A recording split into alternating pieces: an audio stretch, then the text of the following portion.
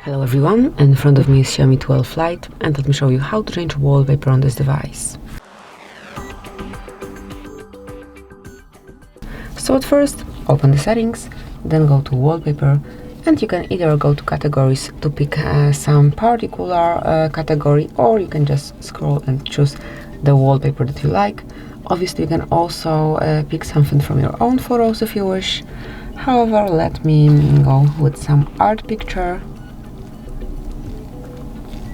You can click to take a look, to have some review. Let me go back and pick another one. For example, this one. Then let's click on apply and then decide if it's for your lock screen only, just your lock screen, or both of them. Let me put it on both. And that's it, that would be all.